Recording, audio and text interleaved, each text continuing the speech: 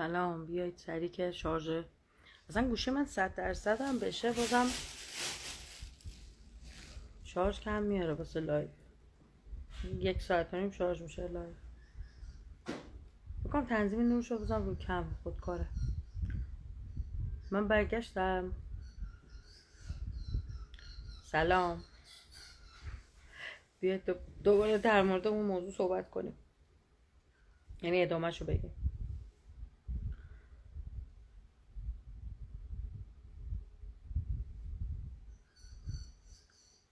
بچه ها هنوز نفهمیدن. بیان. سلام. سواله رو کی کرد؟ تو سوال کردی؟ گفتی شاید چیز بشه؟ دوباره پاش بنویسه سوالو.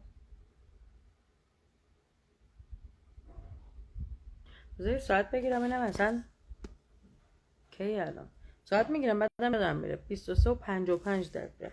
البته 1 ساعت بنزه 1 ساعت شارژ برق ندارم. تو نبودی؟ خب یکی دیگه اومد. سلام. تو بودی دیگه. آخرین جمله رو تو نوشتی؟ سوالتو یادت دوباره بنویسی؟ سلام. خوبی؟ سلام. چه خبر؟ اونی که آخرین سوال نوشت سلام. اون که آخرین بچه به خدا من شاید بودم داره بیشتر از 5 نفر میشه، ولی بالای لایو من بیشتر از 5 نمی‌نویسه. چیزه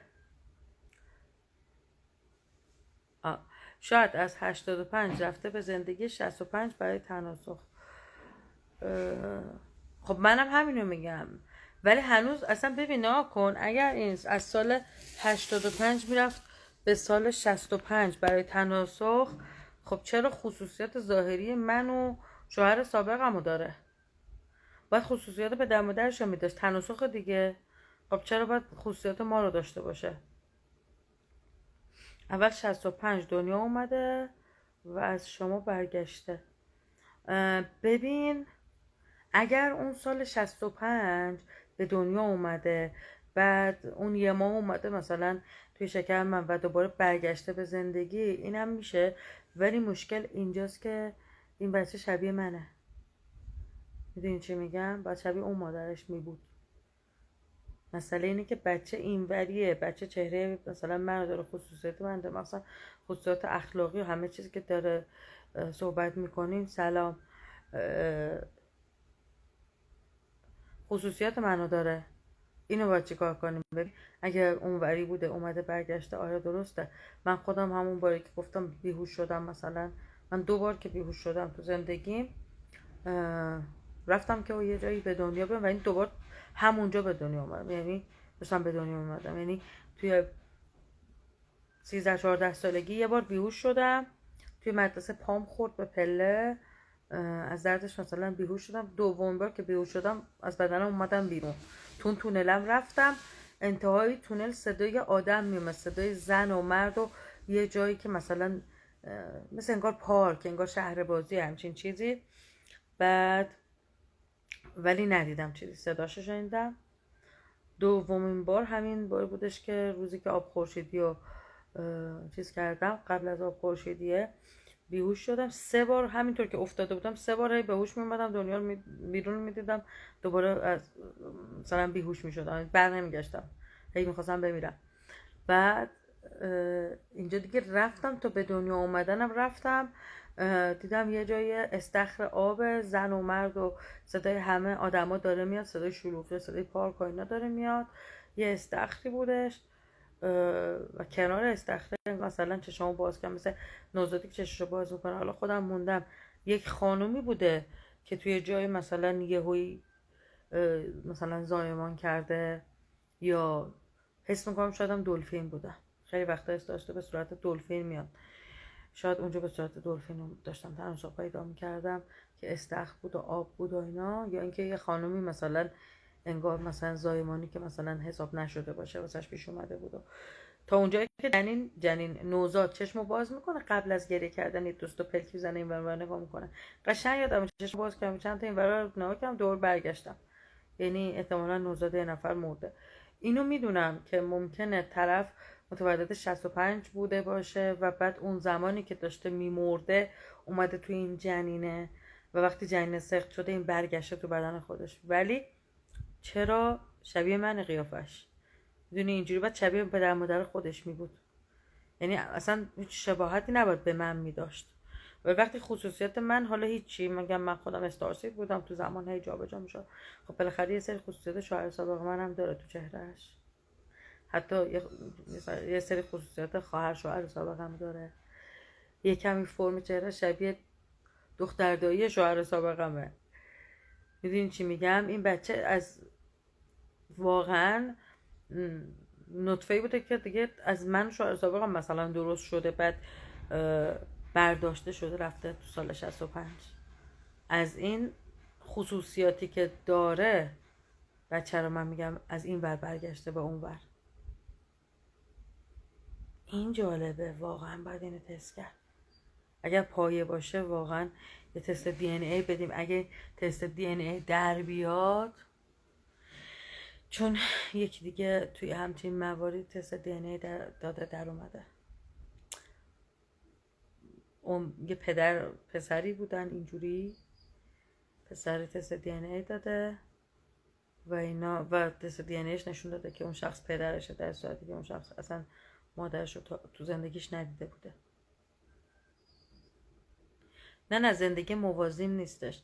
این مثلا یه بار که تو خواب دیدم، یه بارم توی بین خوابی داری دیدمش که گفت اون منو صدا میکرد، من گفت مثلا تو مامان منی، گفت مامان. من موندم مثلا، خب بالاخره آدمی که بچه نداره واسش عجیبه یکی مامان صداش کنه.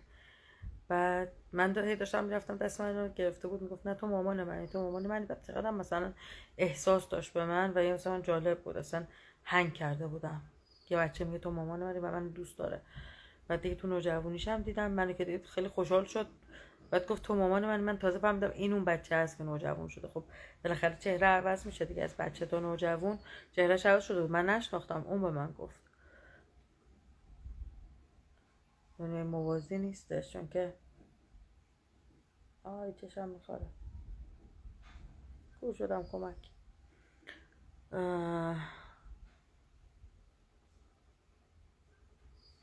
فیلترم میپره خیلی فرق نمیکنه، فقط فیلتره میدونی جای کرمو میگیره. اینش خوبه که آدم آرایش واقعی نمیکنه، یه جزئی آرایش میکنی میای فیلتر آرایشت میکنه. وای واسه همینه بعضی بچه ها اصلا شبیه خانواده ایشون نیستن. ولی آره اینم من فهمیدم که خیلی وقتا داره بچه های مردم عوض میشه یا یه بچه های از یه جای دیگه برای شما گذاشته میشه. اینم یه سری از رازاست که وقتی آگاهی به دست میاری میفهمی، هنگ میکنی که بچه دیگران مثلا توی خانواده بعد اخلاقاشون، خصوصیاتشون، طرز فکرشون به خانواده فرق. من خودم هم همچین بچه هم. من پدرم اصلا یکی دیگه است، مادرم یکی دیگه است. حتی با مادرم چیز دارم، پدر خیلی. بعد ببین حالا بچه 3 والده و اینا هم داری که ژنتیک والد سوم مثلا یا والد سوم و چهارم پدر مادر دومی ترکیب میشه با ژنتیک پدر مادر قبلی، ترکیب ژنتیک میشه چون موجود چیزن دیگه، میان یعنی نطفه ترکیب میشن. مثلا بچه داره از 3 والد به دنیا میاد، مثل چیزی که حالا آزمایشگاهی تو حالت آزمایشگاهی درست میکنن این حالتی، ولی تو همون سلام خوبی تو هم حالت فرطبی اتفاق میفته. بچه 3 والد هم ما داریم. اینجوری من خودم هم از چهره و اینا شبت به خانواده ندارم، یکم شباهت به مامانم دارم، ولی خب دیگه بقیه چیزا کلن دیگه مثلا ربط دارم به اون پدر اصلی، برمیگرده به اون پدر اصلی و مادر. اینجور میگن مادر غیر بیولوژیک. البته چیزای بیولوژیکی هم از اون مادرم دارم. من رسانه پدر یه مادر دیگه هم دارم و خیلی هم بعضی بچه ها شاید بتونن کیه. خیلی از خصوصیات هم داره برمیگرده به اونا. موضوع چند والد بودن، جابجا شدن بچه بچه گذاشتن در رحم انسان ها و دزدیدن بچه و گذاشتن این کاری که مثلا کارهایی که این فرازمینی ها و موجودای چیز میکنن، البته منفی هم نیست الزامن، خیلی وقت هم شاید اصلا یه هدفهای مثبتی هم داره که بعدا میفهمیم. موضوع این جابجا شدن بچه است و این که یه موضوع دیگه هم که خیلی میخواستم در مورد صحبت کنم، این بارداریای بدون رابطه جنسی واقعا داره الان که ابعاد به هم ریخته اتفاق میفته، یا کلان از قبل بوده. البته همین میشه دیگه، مثل همین بچه ها میشه اینجور بارداری ها، ولی خب یه وقتی هم از نطفه خود زنه، یعنی اینجور بچه ها شبیه مادر میشن. آره بوده از قدیم. خب بخوام حساب کنیم قدیم به اینا میگفتن بچه جن، میگفتن مثلا یارو از جن باردار شده، بچه شبیه مادر میشد، زیاد چهره خاصی از طرف پدر نداشت.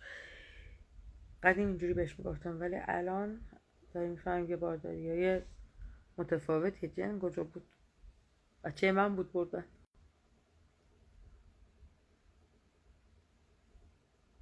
ما بود سوم چطور از 3 میریم 5؟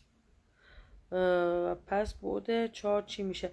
ببین اینجوری که من فهمیدم این مثلا بود 3 یه بودی که دارن توش زندگی میکنن، بعد مثلا بود 5 هم جوری، بود 4 یه چیزی بین این بوداست، یعنی پله هاش این مدلیه.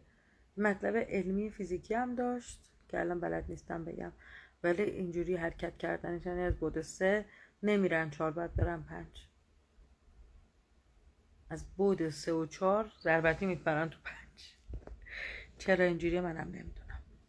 اینا علمش، ببین علمش رو زمین نیومده، ما حالا شهود داریم تا یه حدی یه چیزا رو میدونیم، ولی بعضیش واقعا علم فیزیکیه که هنوز نیومده. یعنی اصلا متافیزیک همون فیزیک نیومده است دیگه، فیزیکیه که هنوز چی میگن از نظر علمی کامل نشده. یعنی یه سری شواهد و مدارک هستش، اثباتش کامل نشده.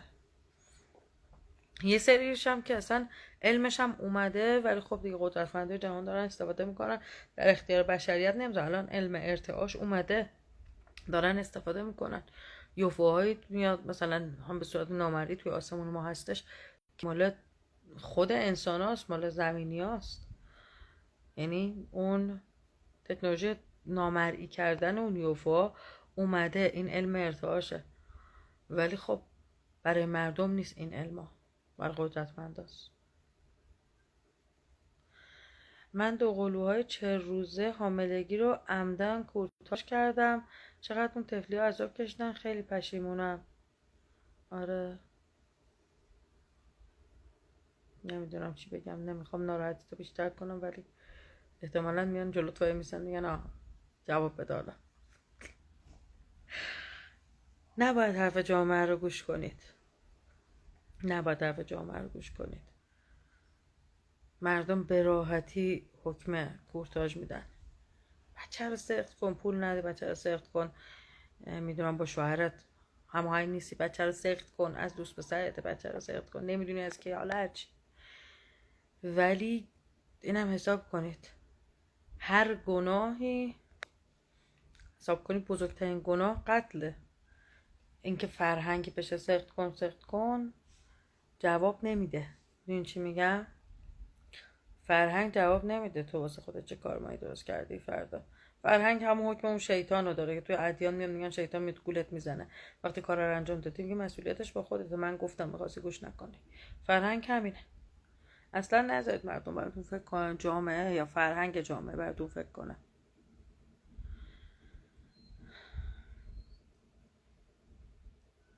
درباره اعمار مکان با سایه ها هم میدونی؟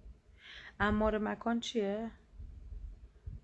سایه ابعاد دیگر رو ما به صورت سایه میبینیم. بعضی از ابعاد ما نامرئی میبینیم، بعضی از ابعاد مثل ابر میبینیم، بعضی از ابعاد مثل سایه میبینیم. اونا ما رو مثل سایه میبینن. ولی اعمار مکان من نمیدونم چی. چرا باید هر چیز فراتبیعی اسم عربی داشته باشه؟ فکر کردید عربی اسم بین‌المللی بین ابعاده؟ نه والا، تنها بودی که خیلی با عربی سر و کار دارن زیرزمینیان. اون زیرزمینی دیوا یا حالت مثل انسان قوزی، گوشاشون نکتیزه، یه دوم کوچیکی هم دارن، چین شبیه آدمای زشت رو زمینن. فقط اونا از نظر عربی با زمینی ها تفاهم زبون دارن. اگر نه هرچی هم از این اسما میشنوید مثلا یه چیز فراتبیه که از این اسما میاد، دنبال این زیر زمینی ها بگردید توش. جنهای داخل خانه اعمار مکان هست. خب داخل هر خونه بالاخره جنهایی هستن. آره منم تو خونه چیزامون حالا شب من تو خونه قدیممون که خیلی زیاد بودن، الانم بالاخره اینجا هم که هستن، ولی جنایی که توی شهرن تحت تاثیر انرژی آدما قرار میگیرن، تحت تاثیر اخلاق آدما، ارتعاششون، چه میدونم اتفاقای زندگی آدما قرار میگیرن، اخلاقشون بد میشه، بدجنس میشن، نمیدونم عقده‌ای میشن، فلان میشن، صفاتای بد پیدا میکنن. ولی جنایی که توی طبیعتن با آدما زیاد معاشرت ندارن، تو حال روی آدما نمیافتن، خیلی بیازارن، یه وقتی اصلا کمکت میکنن، یه موقع ازت محافظت میکنن. من خودم وقتی آدم بد میاد تو زندگیم، میاد تو محیط زندگیم، رفت و آمد پیدا میکنه تو خونم، جنا من اعتراض میکنن، ارتعاش منفی اون آدم بد رو قبول نمیخوان، یا مثلا یه چیزی خراب میشه اعتراضشون رو نشون میدن، یا یه بار تو خواب قشنگ دیدم اعتراض کردن، گفتن بیرونش کن. خلاصه که بستگی داره این آدما، اخلاقشون نسبت به محیط زندگیشون عوض میشه. وقتی هم با آدما میگم اونایی که توی شهرن خوب نیستن. من تو این دوره که خیلی چشمم باز شده بود، مثلا رفتم 7-8 ماه تهران خونه مامانم اینا که زندگی میکردم دیگه، هر بار میخوابیدم این جنای مردم آزار زیاد میدیدن که مثلا اذیتای ریز میکردن ولی اعصاب خورد میکردن. ولی مثلا اینجا زیاد همچین جنایی نداریم که بخوام بدجنس باشن. سایه، آره دیگه، جنا رو شما شکل سایه میبینید. اتفاقا من یه بار رفتم یه تناسخی داشتم تو همین دنیای جنا، یا توی دو نوع جن تناسخ داشتم، یکیش که اصلا کاملا شبیه انسانن و اونا اتفاقا میگن ما انسان اصلی هستیم، پیشرفته تر از ما هن. از نظر معنویت و از نظر رشد روحشون پیشرفته ترن. اونا میگن ما انسان اصلی هستیم، شما انسانای ایراددار هستید. یه اونا بودن. یه دونه دیگه هم جنایی هستن شبیه جادوگرن، که جالب اینجا بود که من حتی دیدم اون جنایی که شبیه جادوگرن بد نیستن. بعد توی دنیای اون جنایی که شبیه آدم رفته بودم، وقتی که بیدار شدم تا مثلا خب میگم تا چند ثانیه چشمم به شکل اون بودی که توش بودم میبینه، میگم همه چیو شبیه دود میدیدم دیگه. و تازه فهمیدم که ما اونا رو شبیه دود میبینیم، اونا ما رو شبیه دود میبینن. یعنی یه سایه سیاهی رد میشه، میگه جن دیدم. اون بدبخت هم اونجا سایه سیاهی میبینه که مثلا من توی اون ور آدمن عادی همینجوری فیزیکی بود سومی. الفا کوچولو هن. الفا مثلا مثل آدمای ریزه میزه میمونن، گوشاشون نکتیزه، چشاشون اینجوری کشیده است رو به بالا. خیلی آدم تو تسخیرها مثلا میان چیز میکنن دیگه، این جنا رو با جادو مادو گیر میندازن، الفا رو اسیر میکنن، بعد میان چیز میکنن، دعا نویسا و اینا خیلی از الفا استفاده میکنن. اونا خوشحال نیستن، زندانی میشن توی این جادوه، اسیر میشن، زندانی میشن، مجبور میشن به آدم خدمت کنن، خوشحال هم نیستن. یه دونه منجا رد شد در مورد هر چی حرف میزنی هم برا میاد. یه دونه کوچولو اینجا رد شد، هم از همون سایه سیاه ها بود. بعد ولی الفا به خودی خود بد نیستن، بیشتر آدم ها اینجوری میکنن باش. بلندا فرق دارن بابا، 1000 جور مدل دارن، فکر فقط یه مدل جن هست. گفتم یه مدل قد بلند هستن شبیه جادوگر و صورتای کشیده‌ای دارن و معمولا رو هوا بلند، حتی جنا معمولا رو هوا وایسادن، رو زمین وای نمیسن، یه انرژی دارن رو هوا. بعد اون قد بلندا مثلا یه مدل دیگه‌ن، یه مدل هم مثلا الفان که کلا ریزه میزن کوچولوان. ببین والا هیچ کدومشون جن نیستن حساب کنی، هر کدوم یه نژادن. ما داریم کلا به همه این موجودای مدلی میگیم جن. مثلا سمت ترکیه و اینا یه مدلی هستن که شبیه همین سیمپسونا، سیمپسونا هستن و اون یکی کارتون زردا، یه موجوده زرد رنگی هن. حالا یه چشم دو تا چشم دارن، بعد مثلا همون جوری بیشکلن مثل اونا. اینا کش میان، شکلهای مختلف در میان. اینا خیلی آدما مثلا تسخیر میکنن با جادو، میفرستن برای مردم، مریضی به وجود میارن، برای وسیله ها خرابی به وجود مثلا میارن، یه وسیله رو خراب میکنن. یه حالتی انگار مثل مایه میتونن به هر شکلی در بیان اون زردا برای خرابکاری. آره دیگه، جن اگه بخوای سکا جن این چیزی که پوشیده از چشم ماست، همه موجودات فراتبیعی میتونن جن باشن، اینجا حسابشون کنه. منم فکر میکنم اسم کلیه، ولی بعضیشون خودشون میگن مثلا من جنم. مثلا سومدارا رسما خودشون به خودشون، یعنی اسمی که رو خودشون میذارن جنه. بچه من اول بار که سومدار رو تو خواب دیدم، جالب اینجا بود که تو فیلم ها ما میبینیم این سومه نازکه، اینقدر کوچولوه، و طالبش فکر نکردم که اینا چجوری رو اون سوم نازکه وای میسن. گفتم خب بالاخره جنن دیگه، شاید بلدن چجوری وایسن. بعد واقعیشه که من دیدم سوم کلوفته، به اندازه یه کف پا هست خودش، به اندازه مچ پا چجوریه، یه ذرم کلوفته. دیدم مثلا یه ذره همین سر پنجه پا رو ما بیشتر از اونا داریم. گفتم پس اینجوریه که اینا سوم دارن، رو سوم میتونن راه برن اینا. موندم. بعد من که دیدم پاشو در رفت، فهمید مثلا دیدم که پاش سومه در رفت. بود پنجم دین نه، دین کجا بود؟ دین تا بود چهارمه. دین نیست اونجا، همه چی خودت اتصال برقرار میکنی، میفهمی. بعد همینجوری گروه به گروه میشن آدما، میشینن دور هم صحبت میکنن، هی آگاهیشون بالا میبرن. اینجوریه، همه چی به عهده خود آدماست و خودشون انجام میدن. دین نیست، چیزی برای دستور دادن یا مشخص کردن راه و این حرفا نیستش. تو هم دیدی؟ آره منم دیدم، فکر کنم باید گفتم که در ادامه این جنه چی کار کرد، چی شد، که الان تو لایو نمیتونم بگم.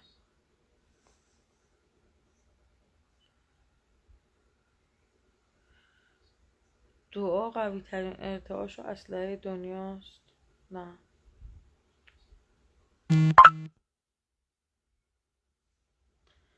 دعا چرا باید قوی ترین باشه؟ فقط توی خواسته تو میاری توی ذهنت، خواسته تو به اندازه روحت قدرت داره.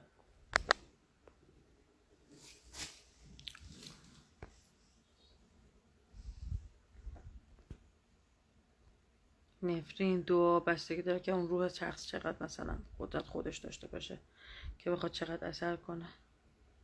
مناجات، هر کسی هر محصولی به شما ارائه میکنه میگه مال من بهتره. اونی که دعا میاره میگه آقا دعای من بهتره. از کی شنیدی مناجات؟ از من یا از اون کسی که خودش اون دینه رو آورده؟ طرف دینو میاره، یه دعا مناجات هم کنار دینه میده دست و میگه این قوی ترین قدرتمندترین چیزه. خب منم میام اینجا به تو یه چیزی الکی میدم، میگم این قدرتمندترین چیزه. چرا من باید جواب پس بدم؟ اون صاحب دین اومده به تو گفته که دعایی که من به تو تحویل دادم قدرتمندترین چیز دنیاست. برو از خودش سوال کن. تبلیغات دیگه بالاخره.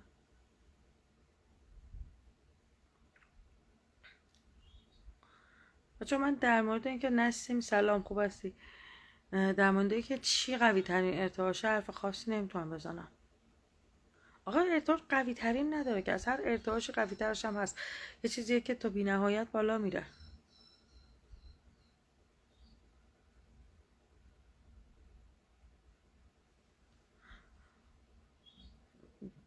خودتون تجسم کنید قوی ترین ارتعاش معنی داره. بعضی جمله معنی نداره، بعضی جمله واقعا جمله بی معنی، خیلی خودتون توش گیر نندازید. الان قوی ترین ارتعاش اصلا معنی داره وقتی ما هزاران بود داریم تا مثلا رسیدن به خدای ابعاد بالاتر میره، پس هی ارتعاش بالاتر و بالاتر میره. حالا قوی ترین ارتعاش ما اصلا داریم؟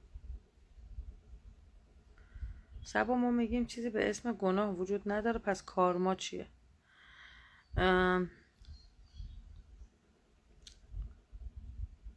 چیزی به اسم گناه وجود نداره، ولی نه به این معنی که هر کار بدی یا هر کسی انجام بده هیچی نمیشه. بالاخره تو یه سنگی رو میندازی توی آبی، آبش بلند میشه میپاشه با خودت؟ بگی میشه که تو توی سیستم انرژی دنیا بیای یه تداخلی به وجود بیاری و اون سیستم انرژی خودتو نکشه تو. بالاخره دخیلی توی هر انرژی منفی که تولید میکنی، دخیلی تا آخرش هم واسه خودت هم چیز میشه دیگه، خودت هم توش جریان داری. مثلا مثل اینه که بگی من دستم رو تکون میدم ولی دستم تکون نمیخوره. خب گناه میکنی ولی خودت هم تحت تاثیرش قرار میگیری دیگه. یه چیزی چجوری میشه از هم جداش کرد؟ عمل تو و فکر تو، چون تو یه گناهی که میخوای بکنی هم داری فکرشو میکنی هم عملشو میکنی دیگه، هر دوتاشه. حتی فکر به گناه هم میکنی، بالاخره یه کاری کردی. خب عمل تو و فکر تو داره این گناه انجام میده، بعد میخوای رو تاثیر نذاره. میشه من دست بزنم به صورتم ولی صورتم دستمو لمس نکنه؟ مثلا بگم صورت من با هیچ دستی لمس نمیشه ولی دستمو به صورتم میزنم. انگار اینجوریه، یه طرف خودت داری انجام میدی، یه طرف هم میگی چرا تاثیر داره. خب تاثیر داره دیگه. حالا چه اون کار خوب باشه در جهت تولید انرژی مثبت باشه، تاثیرش مثبت تو زندگیت. اگر در جهت تولید انرژی منفی باشه، برای خودم انرژی منفی میفرسته. کارما باشه نباشه اینه. فکر موجودات مثلا ما دنیای بعد از کارما، مثلا بود 5 بود 6 ابعاد بالاتر، مثلا بود 7 اینا، چرا اون موجود بود بالاتر نمیخواد اون کار بدا رو انجام بده؟ مثلا اون کار انرژی خاری، کاری که انرژی منفی تولید میکنه، چرا نمیخواد انجام بده؟ میترسه که پیغمبر بود 4 بیاد بندازش جهنم؟ نه، برای اینکه اون قشنگ آگاهه، میفهمه که از این دست داده از اون دست میگیره. میدونی چی میگم؟ میفهمه که این عمل خودشه، عمل خودش هم با خودش یکیه. سلام مینا. میدونی چی میگم؟ اون میدونه. من انسان روی زمین نمیدونم، چون زمین بودسه دنیای تفکیکه. من گناه رو انجام میدم، خیلی میکنم تموم شد و رفت. اینجوریه.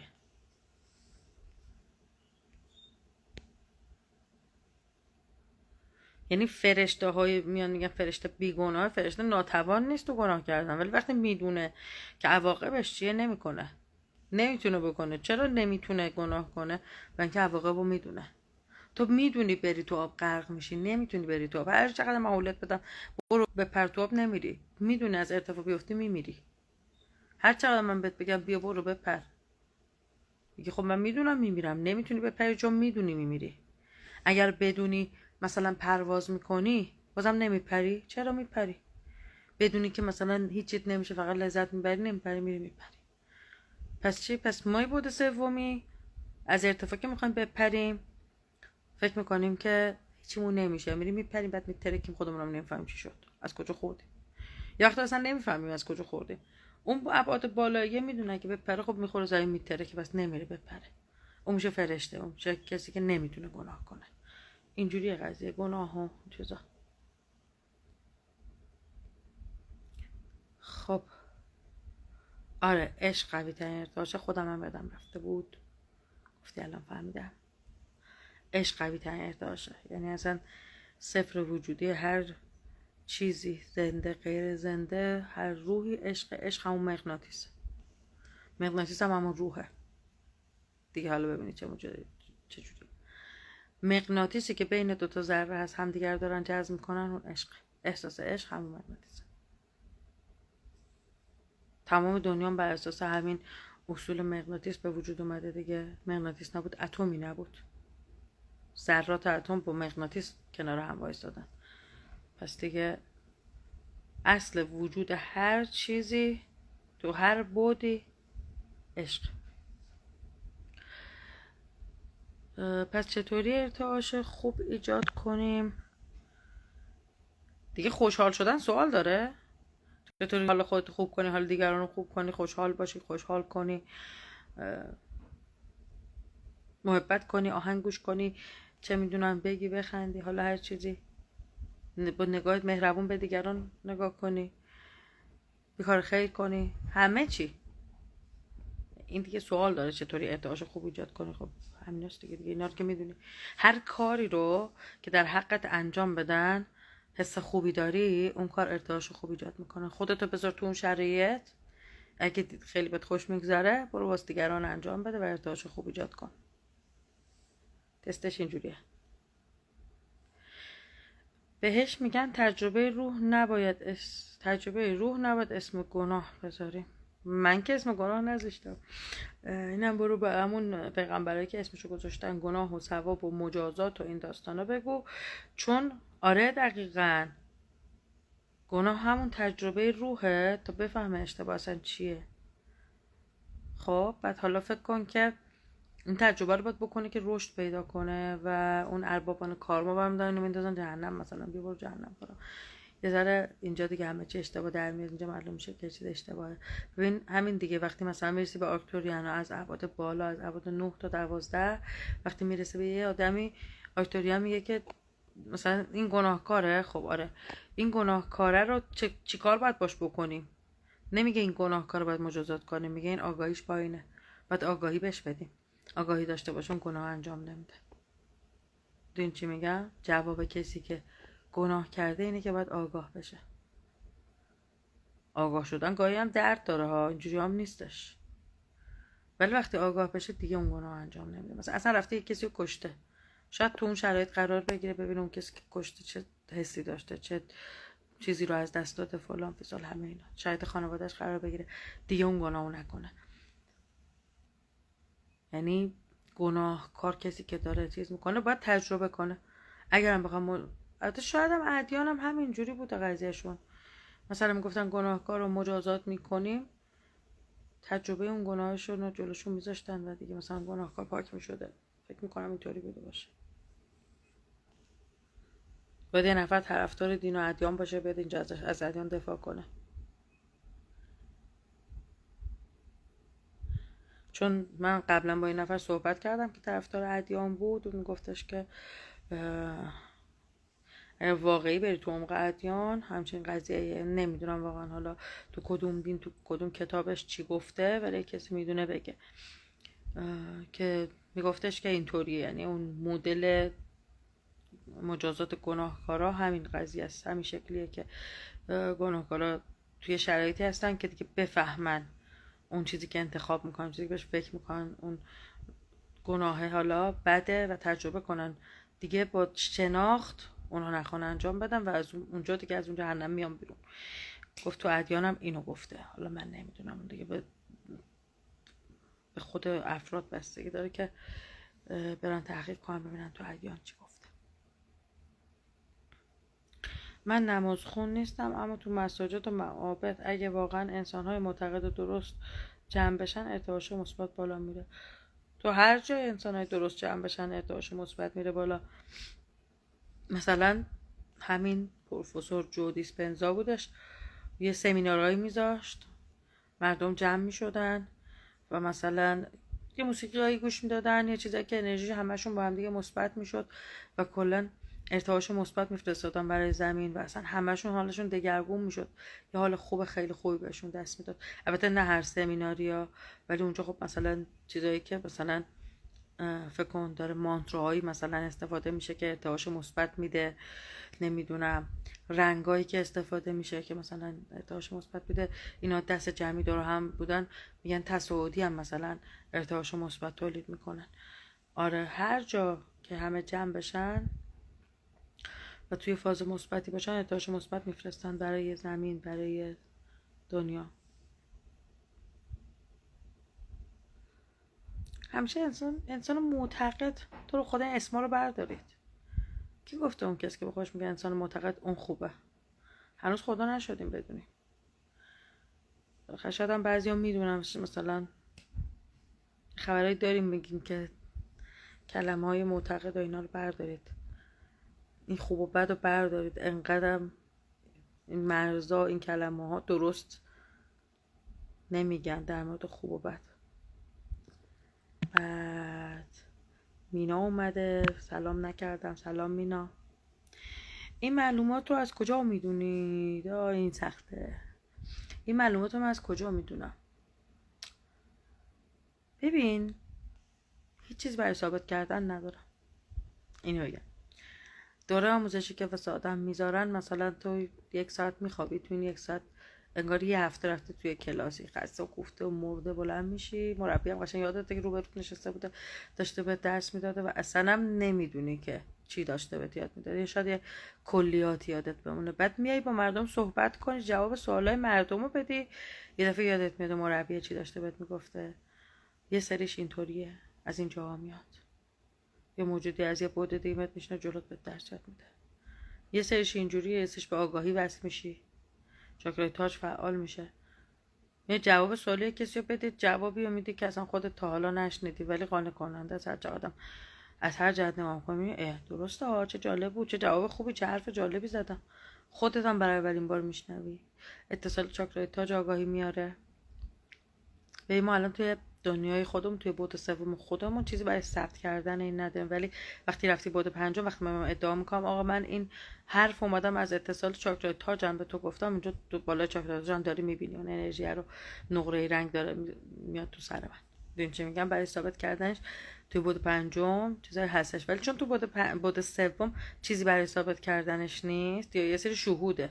من رفتم تو خوابم پرواز روی کردم، دیدم، بعد از اون چیزی که میبینیم مطلبا میاد، یا اصلا یه زمانی طرف تو گوشت داره میگه، تو خواب داری میری فلان چیه، این چیه، دلیلش چیه، یکی تو ذهنت با صحبت میکنه. آکتوریانا معمولا تو ذهن با آدم صحبت میکنن، توی خواب یا بین خوابی داری خیلی صحبت میکنن.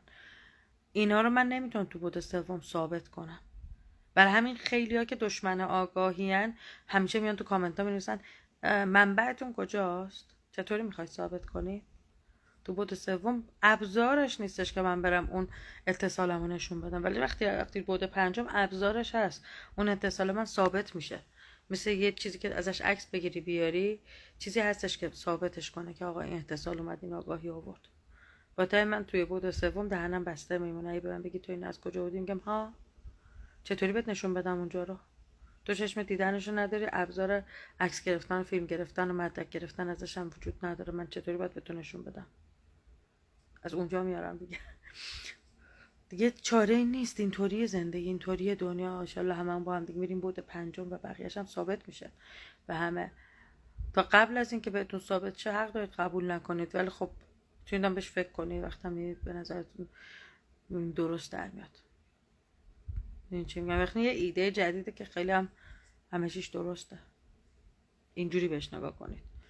یکی اومده داره یه ایده میده، یکی اومده داره یک ایده انگیزشی میده، یک حرف انگیزشی میزنه، در این حد روش حساب کنید. خودش کار خودشو میکنه.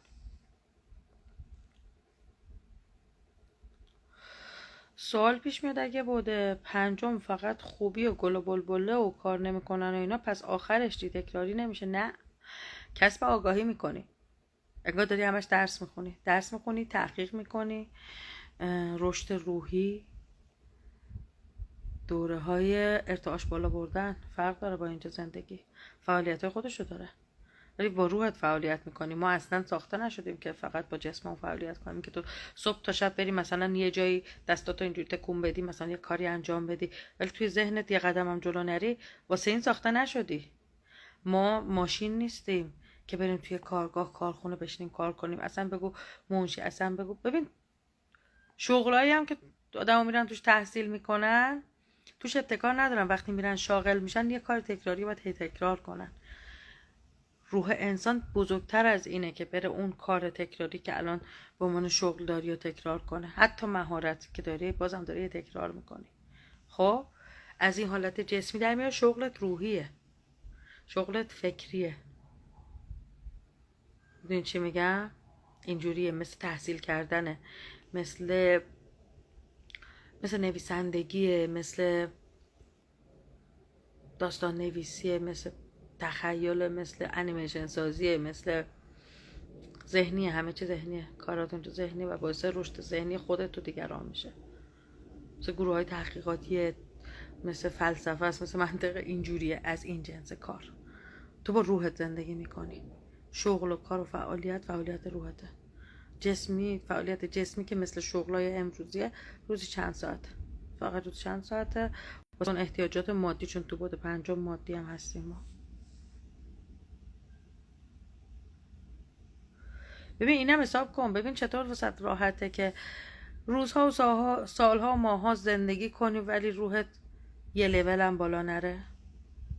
رو زمین ما این برامون عادیه، ولی وقتی رفتیم بود پنجم خودمون تعجب میکنیم اما چطوری روحمون تمام مدت میخورد میخوابید هیچ کاری نمیکرد، فقط جسممون کار میکرد. اونجا از این تعجب میکنی.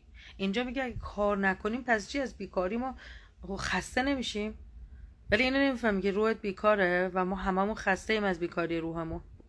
ما واقعا آدمای همیشه الان هممون بی‌حوصله‌ایم، هممون دل سردیم، هممون ناامیدیم، هممون خستیم و همه خستگی واسه اینه که روحه باید فعالیت‌های خودش رو داشته باشه، فعالیت‌ها رو نداره و ما اصلا تعجبم نمی‌کنیم که چرا روح من فعالیت نداره. اصلا نمیدونیم روح باید فعالیت داشته باشه. ما فکر می‌کنیم کار یعنی که جسم یا اینکه حافظه یا اینکه ذهن یه چیزی رو تکرار کنه و فلان و اینا. فقط شاید مثلا یه مهندسی دکتری مثلا یه شغلی که طرف اونجا داره حل مسئله میکنه اونجا روحش داره فعالیت میکنه. ببین چی میگم؟ اکثر شغل یعنی بیشترین فعالیت های شغلی تکراره، یه چیزای تکراری، حل مسئله مثلا فعالیت روحه. ما اصلا تعجب نمیکنیم از اینکه روحمون فعالیت نمیکنه. اونجا خب اون یکی کارا رو میشناسی، این یکی کارا رو میذاری کنار.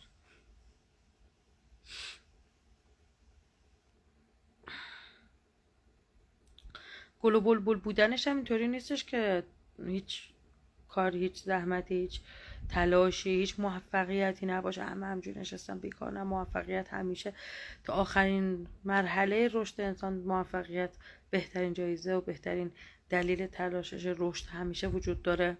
زندگی کردن تو همه ابعاد، همه دارن زندگی میکنن، اینجوری نیست بشینن در دیوار نگاه کنن، همه دارن زندگی میکنن، همه دارن فعالیت میکنن، جنس فعالیت عوض میشه. این چی میگن؟ تو الان می‌نویسی مثلا یه شغل داریم به اسم برنامه نویسی، فکر کن برو 200 سال پیش بگو که یکی میشینه جلوی جعبه مثلا کامپیوتر، 2 تا تخته مثلا لپتاپ، برنامه نویسی میکنه، یه چیزی اون تو مینویسه.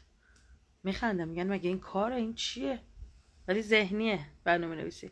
اونور اینطوریه، بود پنجم همش هی ذهنی‌تر و ذهنی‌تر میشه و توانایی ذهنی که ما الان ازش سر در نمیاریم، اونجایی که بریم تازه باش آشنا میشیم.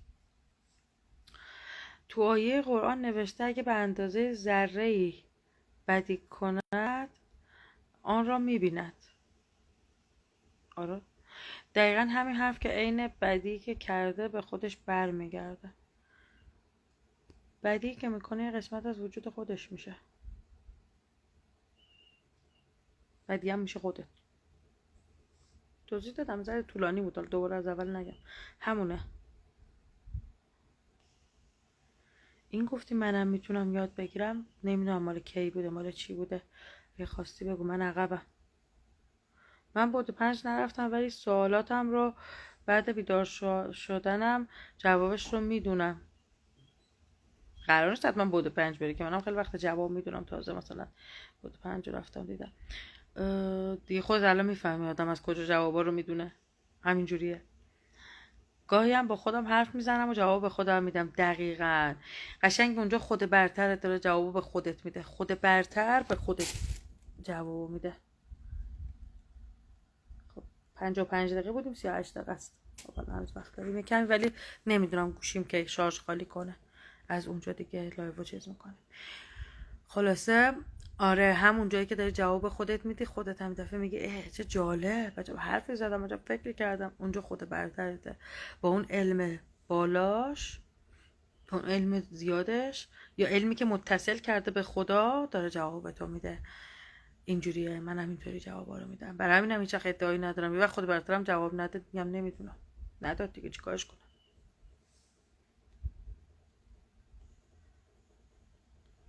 حتی چیزایی که باور داشتم و دنبالش بودم گفتن الکی. آره خب یه سری چیزا که ما باور داریم همه ماتریکسی و الکی و اول یکم دلمون میسوزه، دلمون تنگ میشه براش، بعدم میگیم ای چه خوب این الکی بود، ولش کن، زندگی خوبتر شد. وای خدا، مثل چند سال پیش که منو آگاهی میدادی چقدر حالم خوب بود. بله، رویای دوره‌ای منو خصوصی داشت. البته اون زمان من خودم تازه داشتم آگاهی میگرفتم، اما اولین شهودا و گیجیا خب اینا هم بود دیگه که رویا اون موقع کنار من بود. چقدر من خودم هم اذیتش میکردم، میدونم. با زبون خودم بهم گفتن بله اون خود برترت، با زبون خودت بهت میگه. همون دیگه، جواب سوالای دیگرانم خود برتره میده. اصلا من اینجا میشینم جواب سوال دیگران میدم، بعد خودم کف میکنم این چیز چه جالب بود، برم یه بار دیگه گوش کنم حفظش کنم، دفعه بعد بلد باشم. اصلا نمیدونم از کجا دارم جوابو میگم. برای اون فرزندایی که در خانواده متفاوت از نظر روحی و باوری به دنیا میان، حفظ ارتعاش بالا خیلی سخته. بالا خب سخته. بچه نمیتونه تغییری هم در افکار کهنه ایجاد کنه، فقط زجر میکشه. خیلی ظلمه. خیلی هم ایجاد میکنن. خود من نتونستم ولی خیلی هم تغییر ایجاد میکنن. خود من خیلی خوبم نتونستم، یعنی بقوان یک حریف قدر تو خانواده دارم که گیر داده باید تعصبا وجود داشته باشه، ولی من خیلی آرام دیدم تغییر دادن. حداقل طرز فکر کل خانواده رو تغییر ندادن، طرز فکر یه سری اعضای خانواده رو تغییر دادن. بالاخره یه وقتایی می بذری اینجا کاشته میشه، یه روز دیگه اون طرف خودشو نشون میده. اینم هستش. ناامید نباید شد دیگه. درست زندگی سخته، ولی خب طرف خودش این زندگی رو انتخاب کرده، گفته میخوام برم این سختیه رو بکشم، تجربه کنم، یاد بگیرم، خودم رو امتحان کنم، تاثیر رو بذارم، ببینم میتونم تاثیر رو بذارم. خود طرف انتخاب کرده، یکی مثل خود من. این چه انتخابی بود کردم؟ برم خودم رو گیری بیارم؟ واقعا باید خودم به خودم جواب پس بدم این چه انتخابی بود. منم میخوام معلوماتم بالا بره، چیکار کنم؟ هیچی دیگه، تو همین جایی که نشستیم دور هم دیگه حرف میزنیم. ببینید اتصالم بین اون برقرار میشه، الکی نیست. ممکن است الان اتصالی برقرار کنیم که آگاهی بیشتری هم مثلا بگیریم. بچه‌ها چقدر مشکل دارم با این روسری. ببین چرا؟ چون من تو این زمان این قسمت سرم باید مغناطیسی بشه به سوال جواب و حرف زدن. روسری انگار جلو مغناطیسی رو میگیره، اذیتم میکنه. باور کنید چیز عجیبه، فکر بینش نمی‌کردم. باید روسری آهنی سرم کنم از این به بعد که مغناطیس توش تاثیر نذاره. همین جوریه. ببین فکر کردن، اتصال برقرار میکنی، تفکر، خود برتر یه وقت آگاهی بهت میده، یه وقت مثلا خود برتر من داره حرف میزنه آگاهی بهت میده. همینجوری از هر جا آگاهی میاد گوش کن، فکر کن بهش، فکر کن. هر چیزی میشنوی، نه که آگاهی بیاد تو قبول کنی ها. هر چیزی میشنوی، حتی خود برتر خودت تو ذهنت اومد بهت آگاهی داد، اونم بشین روش فکر کن. تفکر، همه چی تفکره. چیزی که اصلا به ما یاد دادن انجام ندیم. اون خود برتر جواب سوالاتی که در مورد مسائل غیر عادی منظورت بده دیگه هست، جوابای خیلی خوب میده. ولی آیا در مورد مسائل دنیوی که مثلا فلان کار انجام میشه یا این سرمایه گذاری توبه، انگار جواب الکی دریافت میکنیم. آخه ببین خود برتر تو داری میگی مثلا من میخوام برم سرمایه گذاری کنم پول در بیارم، و خود برتر تو مثل چطوری بهش نگاه میکنه؟ مثلا یه بچه‌ای داره چقدر تو مهد کودکش تلاش میکنه یه عکس برگردون بگیره، بعد الان تو مثلا بچه رو میبینی چه حسی داری؟ بابا ول کن، خودم میبرم برات یه بسته عکس برگردون میخرم، واسه یه دونه عکس برگردون انقدر مثلا تو بالبال نزن. خود برترت اینجوریه. پول براش ارزش نداره، پول براش معنی و مفهوم نداره، چون واقعا پول معنی و مفهوم نداره. خود برترت بالاتر از اینه که بخواد به پول فکر کنه، به پول چیز کنه، آنتنش سمت پول بده.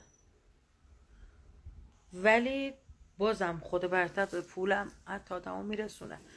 مثلا وقتی به خود برترت وصل میشی، مثلا استعدادت میره بالا، یه کاری انجام بدی، مهارتی میری داشته باشی، مثلا دفعه میبینی اصلا چقدر باهوش شدی، استعدادت میره بالا، هوشت میره بالا، اگه تحصیل کنی هوش تحصیلیت میره بالا، ایده، ابتکار، همه اینا رو میده به آدم.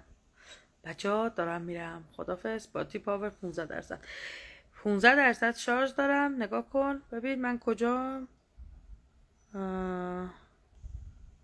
الان بدن ما داره کد میگیره. بله آره اینم هستا. یه چیزایی رو ما داریم با کلمه با هم رد و بدل میکنیم، یه تبادل انرژی هم دور همی میکنیم. ببینید چارجر من میزنم خیلی کار خاصی انجام نمیده، 19% میره پایین. برای همین دیگه بذاریم برای خدافظی. بچه توجه کرده هر شب دو لایو میشیم چه داستانیه؟ این شارژر کلا اینجا شیپ داره بچه من قل خوردم به سمت پایین، داره شارژ میکنه. حالا ببینیم چی میشه. خلاصه آره دیگه، هر کدوم آگاهیمون از یه جایی شروع میشه بالاخره. چه پشت سر من خونه به هم ریخته است، نبینید یک تلویزیون علکی. آگاهی هر کسی از یه جایی شروع میشه، هر کدوم به یکی دیگه تلنگر میزنیم، فیلترش هر خنده دار میشه بدون نور. بعد آره کد چیزم میگیره. اینو خواستم بگم که آره ما غیر از ببین من خودم وقتی میشیستم دایرکت سوالای بقیه رو جواب میدادم، این مثلا شب میخوابیدم میرفتم یه آگاهی دیگه میگرفتم، میرفتم مثلا اصلا یه شهودی میدیدم اینقدر مسائل رو برام روشن میکرد، مثلا یه جوری این چیزا اینجوری. حالا که دوره همی هستیم مثلا الان 7 نفریم، خوبه ها، چند شب شدیم 7 نفر، چون بقیه نفرام تو این ساعت نیستن و میدونی توی ساعت دیگه هم که پستو دارن نگاه میکنن انرژیشون با ما شریک میشه. بعد بالاخره شاید حداقل من استوریام گفتم، استوری من الان به 80 رسیده بود، از 100 تا فالوور داشتم شده الکی 140 تا، استوریام به 80 رسیده بود. خب برای 2-3 روز خیلیه دیگه، یعنی اون 80 نفر دارن لایو رو میبینن، درسته تو زمان دیگه دارن میبینن ولی انرژیش یه جا جمع میشه. بعد فکر کن شاید آگاهی جمعی خیلی خوبی هم بگیریم از این قضیه ها. بعد ببینیم که شهود دیگه جدید قرار چی بگیریم. من که زور یه تهدید انرژی خاری شدم، یعنی یه جوری انرژی خاری به ما اومدن حمله کردن، گفتن اگر که حرف ما رو گوش نکنی فلان کس و فلان بلا سرش میاری. منم گفتم به من چی، ما به گروگانگیری جواب مثبت نمیدیم. هر شب لایو دارید خودش داره اینجوری پیش میره دیگه، یعنی حرفی پیش میاد برای گفتن، خب میم هر شب میذاریم هر جور که پیش بیاد برامون. فعلا آره داریم هر شب میذاریم. اصلا اول میخواستم پست درست کنم، نمیدونم چطور شد داریم لایو میذاریم. خواهش میکنم از اونا برای آگاهیمون درخواست کمک کن، تنهامون نذار. والا نور به شما اول لایو گفتم، نور به من گفتش که نور واقعی، نه این نوری که الان دارن تو این حرفا اینا چیز میکنن، اون نوره اومد گفتش که با هر کی صحبت کنی من توی زندگیش میرم. و اولین کاری که نور میکنه بهتون آگاهی میده، سلامتی میده، خیلی چیزا. و کندالینی، ممکن کندالینیتون برقرار شه. چند نفری که مثلا من باشون شروع کردیم همجوری استارت زدیم حرف زدیم در مورد این مسائل، کندالینیشون فعال شد، یه هویی شد. یارو اومد گفت مثلا من دارم داغ میشم فلان میشم، یه چیز داغی تو کمرم اسم کار میاد بالا، کندالینیشون فعال شد. میکنه خودش کارشو، نگران نباشید. اتصالی که برقرار شده، من کاری که خودش بهم گفته بود که با دیگران حرف بزن دارم انجام میدم، بقیه‌اش هم دیگه خودشه دیگه. گمراهی دردم آره دیگه، همه مشکل از نادانی و ندونستن و ناآگاهی. هر چقدر آگاهی بالاتر میره کلا همه چی راحت‌تر میشه، اصلا از درون خود آدم همه چی راحت‌تر میشه. بیرون اتفاقا داره میفته ولی از درون حال خوب‌تره. حالا دوباره از درون که حال خوب‌تره رو بیرون هم تاثیر داره، اینم هست. ممنون رویا، شما هم مرسی که هستیم دیگه، دوره هم هستیم. همین که توی چند شب لایو 7 نفری شده خیلیه. بالاخره این موضوعی که ما در موردش صحبت میکنیم موضوع عمومی نیستش، ولی 7 نفر خیلیه واقعا. فکر کنم ما 7 نفر یه جا توی اتاق نشسته بودیم خیلی بودیم، بقیه هم خب جور دیگه دارن میبینن. نظرتون شارژم چند درصده؟ فکر کنم اگه مثلا اینو من بکشم دوباره بزنم 12% نداره، کم میکنه. ای شارژر من هیچ وقت نمیره رو شارژ سری. حرفامون هم تموم شده ها، فعلا حرفامون تموم شده. من امروز کم حالم گرفته بود به خاطر موضوع بچه که خب دیدم بچه منو بردم، یه ذره اینجوری منفی و غمگین بودم. الان اومدم دور همه انرژی گرفتم ازتون. بریم بیاید هر شب بیاید. و حالا میتونیم ببین تو میخوام ارتعاشمون بره بالا، همیشه هم سوال جواب نمیخواد.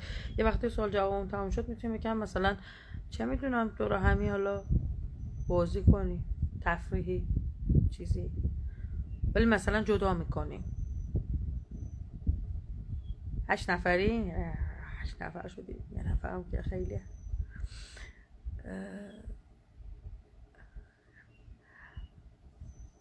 میتونیم اینو داشتم میگفتم، مثلا لایوی که توش داریم مثلا صحبت میکنیم، آگاهی میدیم، آگاهی میگیریم، اینو سیو میکنیم، بعد مثلا خواستیم لایو میذاریم که توش یه جور تفریحی، بازی، سرگرمی، دوره همی. اگر حالا خواستید فکر کنید ببینید همچین چیزی میخواید نمیخواید خودتون بگید.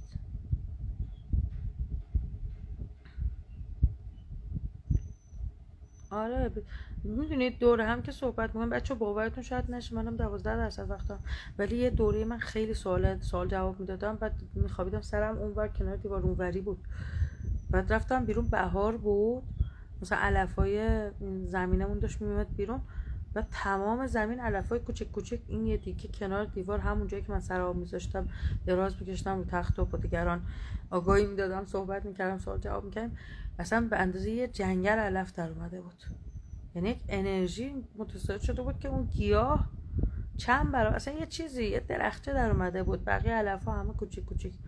دیدم عجب انرژی موقعی که ما داریم رد و بدل آگاهی میکنیم چه انرژی جریان داره. اگه الان تو بدن همه ما همچین انرژی جریان پیدا کنه، حتی این انرژی میتونه شفا بخشی هم بکنه برام.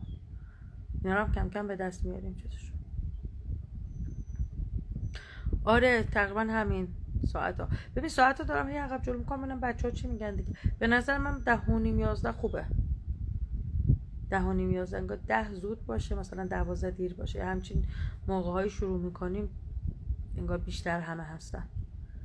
10:30 یا 11 فعلا قرارمون 10:30 یا 11. حالا تا خودتون چی پیشنهاد بدید.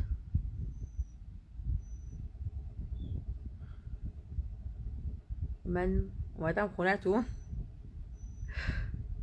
یک شب با لباس با اون بولیز بافتنیه. وای بچه‌ها لباسای من انقدر محدوده، همه رو حفظ میشید. الان 2 تا تیشرت گرفتم برای لایو کندم. بچه‌ها خب وضع مالی اینجوریه ندارم، ولی اینجوریه دیگه. آره حالا کم کم با این لباسه میام این سری.